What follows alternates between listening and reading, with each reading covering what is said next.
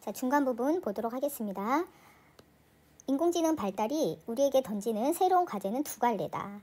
인공지능 발달이 우리에게 이제 새로운 과제를 주고 있는데요. 그것은 이제 두 갈래다.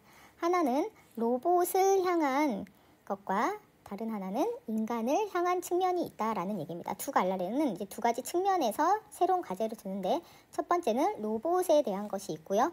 두 번째는 우리 스스로 인간에 대한 이제 새로운 과제가 있다는 얘기입니다. 그럼 이제 첫 번째 로봇에 관한 어떤 과제는 무엇인가? 인류를 위협할지도 모를 강력한 이 인공지능을 우리가 어떻게 통제할 것인가?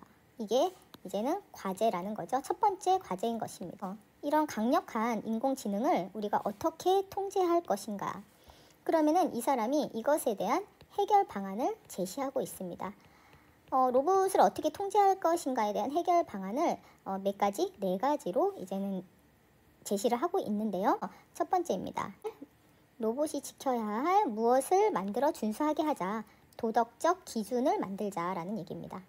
그 다음에 두 번째, 살인 로봇을 막기 위해서 국제규약을 제정하자. 무엇을? 국제규약을 제정하자라는 얘기를 하고 있고요. 세 번째, 또는 이제 다양한 이런 상황에서 관한 사회적 합의를, 상황이 다양한데 여기에서 사람들이 논의를 해서 합의를 담은 알고리즘을 만들어서 사회 규약을 벗어나지 않는 범위에서 로봇이 작동하게 하자. 이러한 로봇을 만들자. 그걸 이제 입력을 해서.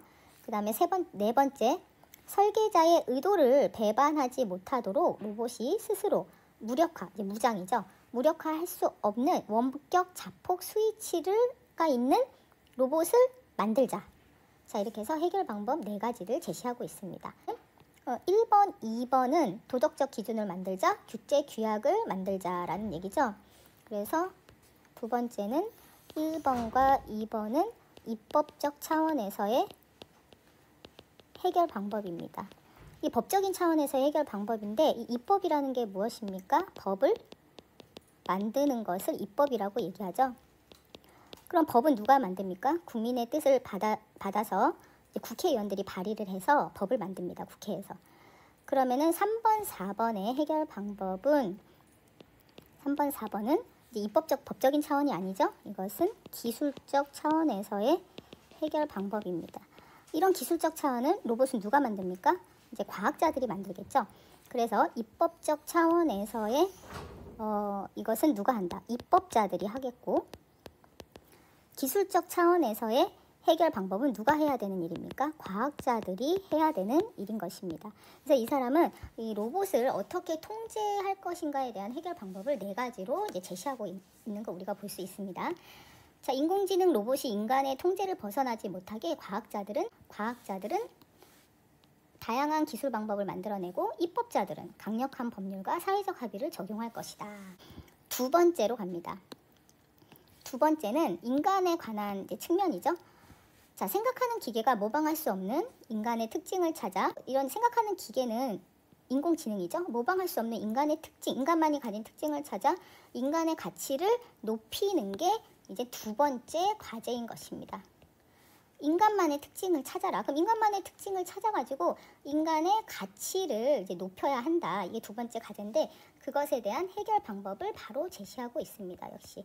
그러면 어떻게 해결할 수 있을까? 이거를 인간의 가치를 높이라 그랬는데, 지금 로봇이 아니라 인간을 깊이 생각하고 인간 고유의 특징을 활용하는 게 이제 해결 방법이다. 그럼 이 인간 고유의 특징은 무엇이냐 도대체? 이 사람이 이제 뒤에 나오지만 이 사람이 얘기하고 있는 거는, 인간 고유의 특징은요, 감정과 의지입니다. 기계는 가질 수 없고 인간만이 가질 수 있는 거라는 것이죠. 자, 인공지능이 마침내 인간의 의식 현상을 구현해낸다고 하더라도 인간과 인공지능은 여전히 구분될 것이다. 인간에게는 뭐가 있기 때문이다? 여기 나와 있네요.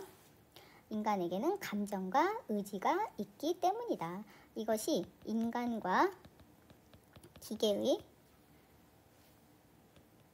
차이점이라고 이 사람이 얘기하고 있는 것이죠. 여기 보면 글쓴이가 생각하는 인간과 기계의 가장 큰 차이점은 뭐라고요? 감정과 의지. 인간은 이걸 가지고 있다. 그래서 이제 이런 감정과 의지가 인간 고유의 특징이란 얘기를 하고, 여기에서 이제 요것을 설명하고 있습니다. 감정과 의지를 설명하고 있어요. 감정은 비이성적이고 비효율적이지만 인간됨을 규정하는 본능이고요. 인간됨을 규정하는 본능이고 감정에 따라 판단하고 의지적으로 행동하는 인간에게 감정은 강정이 되면서도 결함이 된다. 논리적으로 설명할 수 없는 인간의 행동은 대부분 감정과 의지에서 비롯된 것이다. 인류는 진화의 세월을 거쳐 공감과 두려움, 만족 등 다양한 감정을 발달시켜 왔다.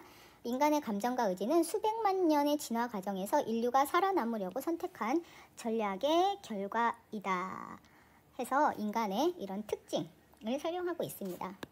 여기가 설명을 하고 있는데 이제 인간의 특징을 설명하고 있죠. 자, 그러면 이제 다음 페이지 가볼게요. 인공지능을 통제하는 거, 아까 처음에 나왔던 해결 방안 과제, 과학자들과 입법자들의 과제였어요. 1번 이제 로봇의 측면에서 보는 거고, 이제 두 번째 인간의 측면에서 인간이란 무엇인가? 인공지능이 대처할 수 없는 나만의 특징과 존재는 무엇인가? 인간이란 무엇인가? 나만의 특징과 존재인 거는 누구한테 던져진 과제입니까? 각 개인에게 던져진 과제가 되는 거죠. 아까 일로 넘어가면 이 부분입니다. 이거는 누구한테 던져진, 각 개인에게 던져진 질문이라고 할 수 있는 거죠.